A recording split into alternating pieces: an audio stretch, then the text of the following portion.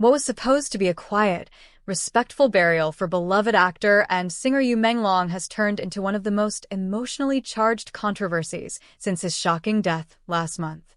As mourners gathered at dawn to pay their respects, a new drama unfolded. This time, not on screen, but at the very heart of Yu's grieving family. Sources close to the family revealed that Menglong's mother, Madame Zhao, refused to allow her son's body to be buried at the government-approved site arranged by the Cultural Bureau. Her voice trembled as she reportedly told officials, "My son deserves peace, not politics. I will not let them use his death for their image."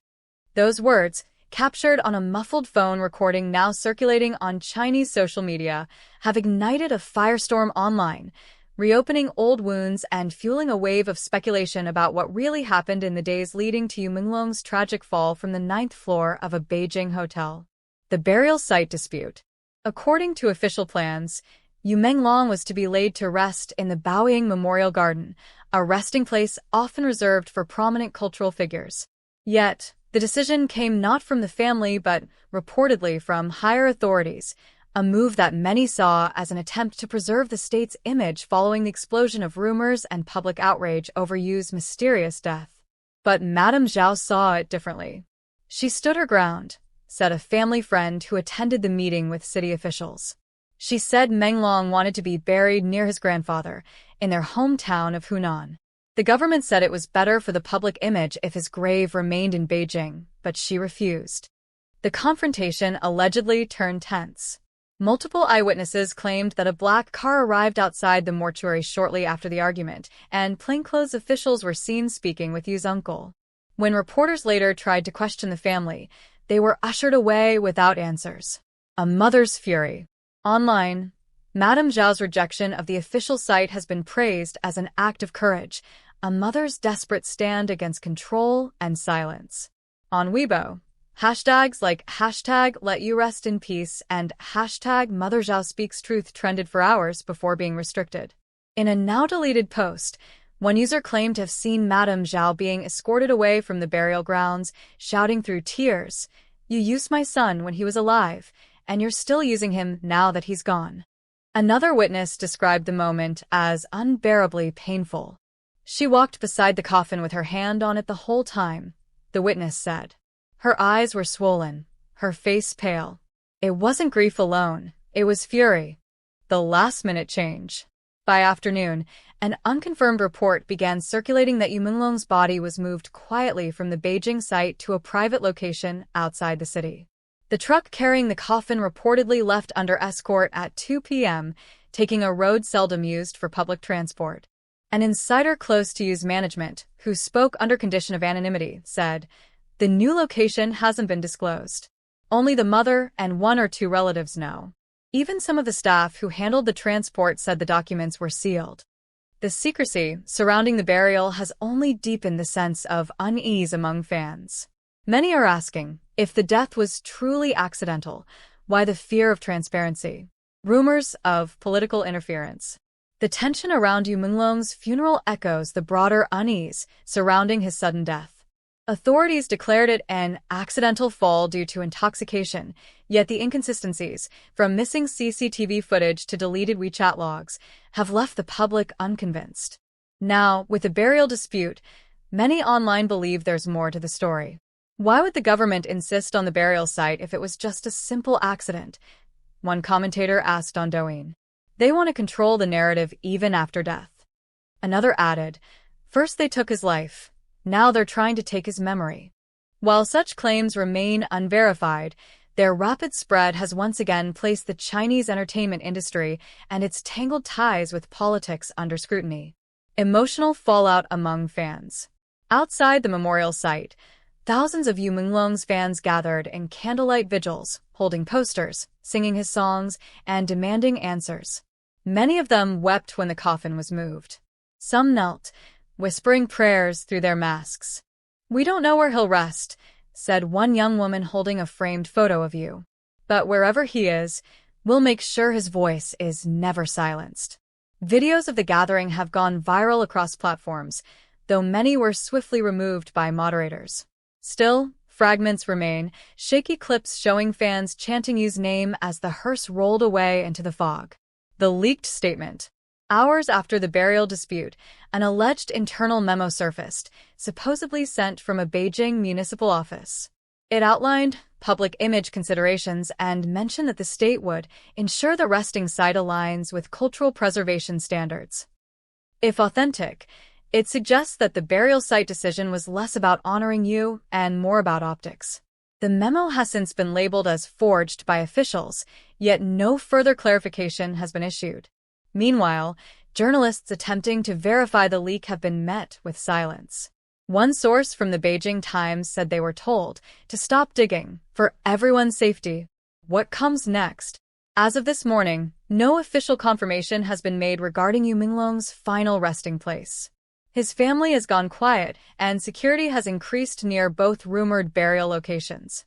But fans refuse to let the silence settle. They continue to light candles outside Yu's former studio, leaving flowers and handwritten notes. One message left by a young fan reads simply, "You didn't deserve the lies. Rest where your heart feels free." The scene is haunting, a nation mourning its lost star while questioning the truth of what really happened. And now, as tension grows, one question remains. Where will Yu Menglong finally rest, in peace or in silence? The night after the heated confrontation at the Baoying Memorial Garden, Beijing descended into a strange, heavy quiet. Streetlights flickered over empty roads, and the air hung thick with tension. But somewhere beyond the city's sleeping calm, a convoy of unmarked vehicles rolled silently toward the outskirts, their destination unknown. Inside the lead van lay the coffin of Yu Menglong. Wrapped in white silk, adorned with chrysanthemums and a single jade pendant on top, it was supposed to remain under guard until the official burial the following morning. But at exactly 2:16 a.m., the surveillance cameras near the mortuary reportedly went dark for 7 minutes, and when power returned, the coffin was gone. By dawn, Beijing was buzzing again. The vanishing. When staff arrived at the site around 6 a.m., they were met with chaos.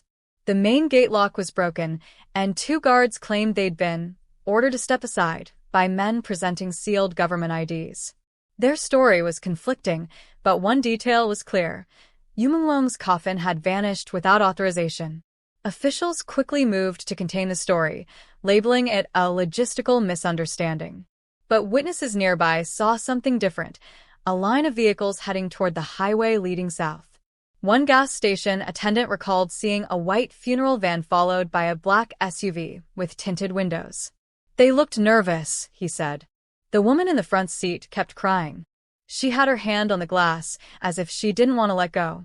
Many now believe that woman was Madame Zhao Wen, Yu Menglong's mother. The secret journey.